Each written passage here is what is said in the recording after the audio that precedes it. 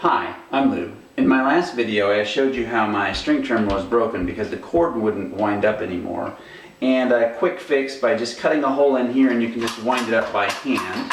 And also I pointed out that I didn't want to buy a whole new recoil mechanism for $35, but one of my viewers, Cody, thank you, told me about this little spring that I could get for only $12, so I ordered that, and today I'm going to demonstrate how to put that in and fix it the right way.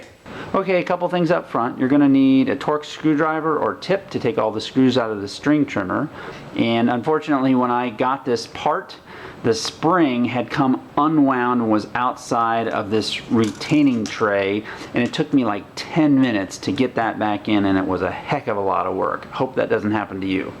We'll start by taking off 4 screws here and here. Make sure you keep track of where they came from. They're different sizes. Okay, now this handle comes off. So there are 3 screws on the black piece and 5 screws on the red piece that all need to come off. You'll need to stick a screwdriver down into the fan blades to keep the motor from spinning, and then you've got to take a screw off in there. And then this lifts off, and you'll probably need a big pair of channel locks to grab this clutch and unscrew it. And take it off. Now if you pull this cable out of the shield, you should be able to lift the red piece off. The biggest hurdle, I think, to this job is the fact that this ring is a press-on ring and is not really meant to come off. Unfortunately, I think my only option is to cut it off.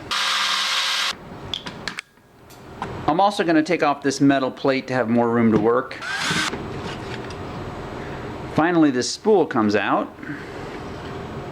And there's the broken spring. And what's broken about it is that it can spin freely like this. Now you put your new spring on here face up so that this little curl goes into that little notch, like that. And then flip the whole thing over and make this little curl fit in that plastic notch. But you might want to wind it one time so that your cord is tight. When you're done, you shouldn't really have any slack in the cord, and it should pull in and out like this. So my metal retaining ring, while it's damaged a little bit from the cutting, I think will be good enough to hold this in place. And Cody told me that if this was not useful, that you could actually just take a zip tie and wrap it around like that and pull it tight to hold it on. Looks good. Now we just have to put the whole thing back together and fire it up. So it was a little bit of a tough project, but I'm glad to have my recoil back. If you want a simple, fast, and free solution, look at my last video where I show you how to cut out a slot here and wind it up by hand. Thanks for watching.